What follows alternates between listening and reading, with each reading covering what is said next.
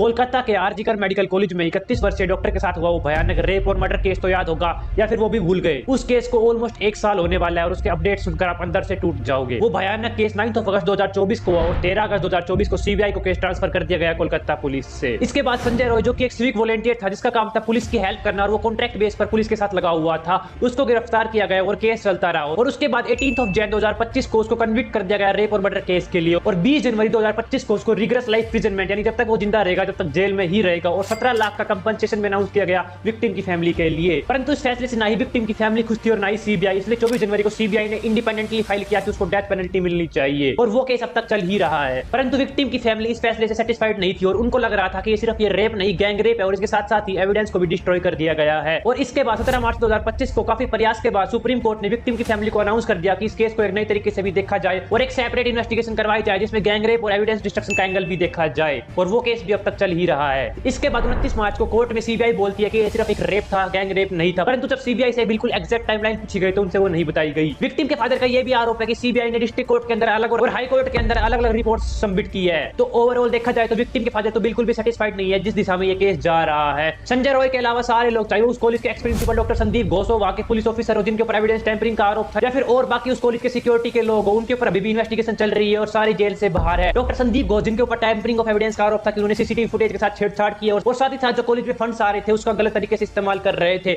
उनको बेल सिर्फ इसलिए मिल गई क्योंकि सीबीआई ने 90 दिन से ज्यादा लगा दिए रिटर्न स्टेटमेंट लिखने में, जिसके कारण उनको डिफॉल्ट बेल ग्रांट हो गई और उसके बाद से वो बेल पर बाहर ही है। और इतना सब होने के बाद विक्टिम के फादर ने तो पब्लिकली अनाउंस कर दिया है कि उनका भरोसा उठ चुका है जुडिशरी से और इन्वेस्टिगेशन एजेंसीज से। तो ऑलराइट बॉस भाई, कुछ नए अपडेट्स आए। सबसे पहली बात की जो विक्टिम के फादर थे भाई वो बार बार बोल रहे हैं, विक्टिम की मदर ही बोल रही है अब कि हमारे बेटे के साथ बहुत कुछ गलत हुआ था और सिर्फ एक आदमी इन्वॉल्व नहीं था संजय रॉय, वहां पर बहुत ही बड़ी कॉन्स्पिरेसी थ्योरी थी और भाई वो लगातार चला जा रहा है, बार बार वो बोले जा रहे हैं भाई। इसी कारण तृणमूल के एक लीडर ने उनकी विक्टिम की फैमिली के ऊपर ही डिफेमेशन केस कर दिया और भाई वो केस भी अब चल रहा है। साथ ही साथ भाई जो सुप्रीम कोर्ट ने सुओ मोटो से इस केस को उठाया था भाई उसके इंडिकेशन आ रहे हैं भाई, ये रिपोर्ट कंफर्म नहीं है कि बट सुप्रीम कोर्ट सोच रहा है कि या तो केस को कोलकाता हाई कोर्ट में या फिर दिल्ली हाई कोर्ट के अंदर ट्रांसफर कर देता है। साथ ही साथ भाई कोलकाता हाई कोर्ट के अंदर एक नई बेंच बनाने की बात की जा रही है, बट भाई ऑल एंड ऑल अब तक कोई भी डिसीजन नहीं आया। सिर्फ एक आदमी संजय रॉय को गिरफ्तार किया गया है और भाई पेरेंट्स बार बार बोल रहे हैं कि सिर्फ एक आदमी का काम नहीं था भाई, कोई ना कोई सिस्टम के अंदर ही प्रोटेक्ट करने की कोशिश कर रहा है रियलिटी को। भाई मुझे नहीं पता क्या रियलिटी, आपको क्या लगता है भाई, बट ये अपडेट्स ऑलमोस्ट 1.5 साल हो चुके हैं केस को भाई, 1.5 साल होने ही वाला है। क्या लगता है भाई आपको?